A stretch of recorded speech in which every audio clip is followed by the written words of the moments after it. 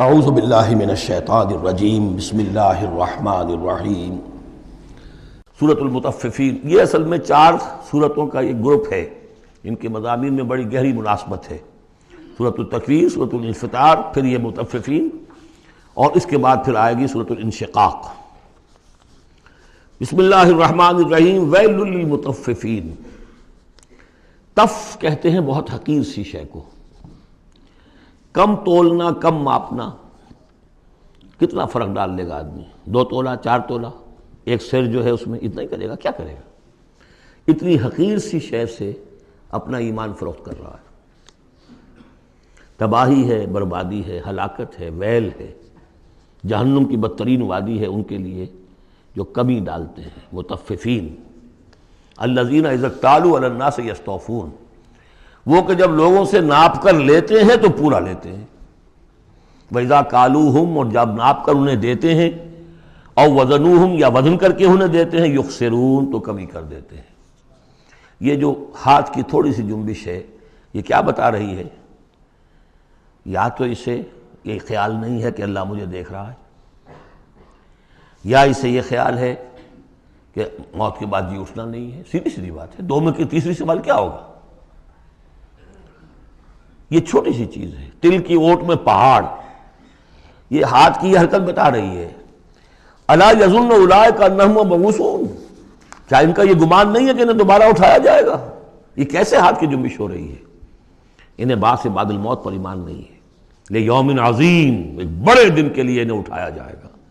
یوم یقوم الناس لرب العالمین، جس دن کے لوگ کھڑے ہوں گے تمام جہانوں کے رب کے سامنے۔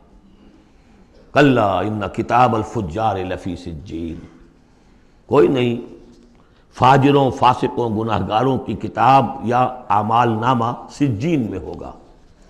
عام طور پر سب نے یہی بات سمجھی ہے، اعمال نامہ، کافروں کا اعمال نامہ سجین میں، اہل ایمان کا اعمال نامہ علیین میں۔ بہرحال میں اس معاملے میں نے جرأت کی ہے، جسارت کی ہے، یہ میرے سمجھ میں نہیں آیا کہ اعمال نامے کے اعتبار سے یہ فرق نہیں ہے، تو نتیجہ جو سامنے آیا وہ یہ ہے۔ اصل میں جو روح اللہ تعالیٰ نے ہمیں دی ہے، ہمارے اعمال کے اس پر اثرات مترتب ہو رہے ہیں۔ وہی روح ہے، اس کے اوپر وہ سارے اثرات ہیں کہ جیسے ٹیپ کے اس فیتے کے اوپر میری ساری تقریر جو ہے وہ نقش ہو رہی ہے۔ یہ روحیں جب جائیں گی تو وہ اعمال لے کر جائیں گی اپنے ساتھ، لیکن ظاہر بات ہے کہ پھر ان اعمال کی وجہ سے ان کا معاملہ یہ ہو جائے گا کہ ان پر جو مرتسم ہو چکے ہیں اثرات، ان کے حوالے سے ان میں زمین و آسمان کا فرق ہو جائے گا۔ روح انسانی پر ثبت شدہ اثرات عمل میرے نزدیک یہاں کتاب سے تعبیر کیا گیا ہے۔ کلا ان کتاب الفجار لفی سجین، ان کی جو ارواح کے ساتھ وہ جانیں ہوں گی جس کے اندر کہ وہ ان کے اعمال کے اثرات آ گئے ہیں، وہ سجین میں ہوں گے۔ سجن کہتے ہیں جیل خانہ، تو یوں سمجھیے کہ ایک محافظ خانہ ہوتا ہے ڈپٹی کمشنر کے دفتر میں، جہاں بڑے پرانی فائلیں جمع ہوتی ہیں، تو سجین وہ بھی محافظ خانہ جیل کی طرح ہوتا ہے، اس میں بھی سلاخیں لگی ہوتی ہیں۔ وما ادراک ما سجین، اور کیا تم نے سمجھا سجین کیا ہے؟ کتاب مرقوم، لکھا ہوا ہے، ایک کتاب ہے لکھی ہوئی، یعنی اصل میں وہ پوری جان اور وہ روح جو ہے جس کا کہ ایک مشترک ملغوبہ لے کر فرشتہ جا رہا ہے، اسی میں ان کے تمام اعمال کے اثرات ثبت ہیں۔ کتاب مرقوم، ویل یومئذ للمکذبین، تباہی اور ہلاکی اور بربادی ہے اس دن جھٹلانے والوں کے لیے۔ الذین یکذبون بیوم الدین، جو جھٹلا رہے ہیں جزا و سزا کے دن کو۔ وما یکذب بہ الا کل معتد اثیم، اور نہیں جھٹلاتا اس دن کو مگر وہی کہ جو معتد ہے، حد سے تجاوز کرنے والا اور گناہگار ہے۔ وہ فیس نہیں کرنا چاہتا، وہ جو میں نے مثال آپ کو دی ہے بہترین، کہ کبوتر جو ہے بلی کو دیکھنا نہیں چاہتا۔ اب بلی کو وہ غائب تو نہیں کر سکتا، بھگا نہیں سکتا، اپنی آنکھیں تو بند کر سکتا ہے نا، وہ آنکھیں بند کر لے، اس سے یہ کہ بلی غائب تو نہیں ہو جائے گی۔ اسی طرح یہ اصل میں جو اپنے گناہ ہیں، اپنی جو حرام خوریاں ہیں، اب چونکہ فیس نہیں کرنا چاہتے قیامت کے دن کو، اس لیے اس کا انکار کر دیتے ہیں۔ اذا تتلی علیہ آیاتنا قال اساطیر الاولین، اور جب ان کو پڑھ کر سنائی جاتی ہیں ہماری آیات تو کہتے ہیں یہ تو پچھلوں کی نقلیں ہیں، وہی باتیں چلی آ رہی ہیں۔ کلا بل ران علی قلوبہم ما کانوا یکسبون، نہیں، اس کے برعکس صورت یہ ہو چکی ہے کہ انہوں نے جو کچھ اب تک کمائی کی ہے، جو کرتوت کمائے ہیں، اس کی وجہ سے ان کے دلوں پر زنگ لگ گیا ہے۔ دل پر زنگ آ گیا ہے، اب قرآن کا آئینہ سامنے آیا، کیسے جگمگائے؟ شیشہ جو ہے وہ تو زنگ آیا ہوا ہے، اس کے اندر تو چمک ہے ہی نہیں۔ تو سمجھ لیجئے کہ یہ قلب جو ہے اس کے اندر جو روح ہے، اوپر کا شیشہ جیسے چمنی تھی، گلوب تھا، یا جیسے لالٹین کی وہ چمنی ہوتی تھی، اس پہ دھواں بہت آ گیا تو اندر کی روشنی باہر نہیں آ سکتی، باہر کی روشنی اندر نہیں جا سکتی۔ اندر وہ چراغ جل بھی رہا ہے تو روشنی تو نہیں آئے گی، دھواں آ گیا ہے، نہ باہر سے کچھ آئے گی۔ تو روح جو ہے وہ اندر ہے لیکن اوپر زنگ لگ گیا ہے، قلب کے اوپر وہ زنگ لگ گیا ہے۔ کلا بل ران علی قلوبہم، اسی کو ایک حدیث میں حضور نے فرمایا ان ہذہ القلوب لتصدع، ان دلوں کے اوپر زنگ آ جایا کرتا ہے، کما یصدع الحدید اذا اصابہ الماء، جیسے کہ لوہے پر زنگ آ جاتا ہے اگر پانی پڑتا رہے اس پر۔ تو صحابہ نے پوچھا فما جلاؤھا یا رسول اللہ، تو اللہ کے رسول ہم ہماری تلواروں کو اگر زنگ لگ جاتا ہم سیکل کرتے ہیں، پالش کرتے ہیں، پھر جگمگا اٹھتی ہے، تو اس کی بھی کوئی جلا ہے کہ نہیں؟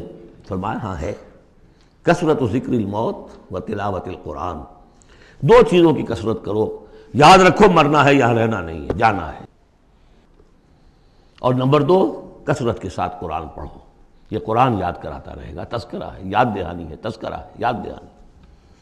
کلا بل ران علی قلوبہم ما کانوا یکسبون کلا انہم عن ربہم یومئذ لمحجوبون، کوئی نہیں، یہ وہ لوگ ہیں کہ جو اس دن اپنے رب سے اوٹ میں رکھے جائیں گے۔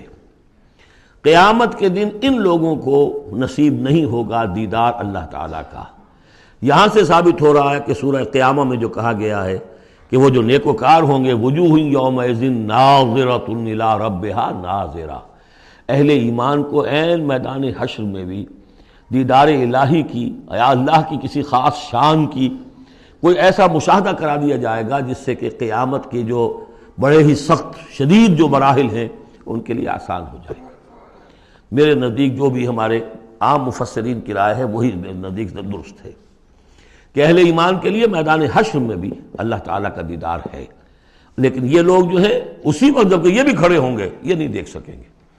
جیسے نقشہ آیا تھا سورہ نون میں، جب پنڈلی کھولی جائے گی وَيُدْعَوْنَ إِلَى السُّجُودِ فَلَا يَسْتَطِيعُونَ، جو اہل ایمان ہوں گے وہ فوراً سجدے میں گریں گے، جو پہلے سے سجدے کرتے تھے عادی تھے، اور وہ لوگ جو ان کی کمریں تختہ ہو کر رہ جائیں گی وہ اگر چاہیں گے بھی سجدہ کرنا سجدہ نہیں کر سکیں گے۔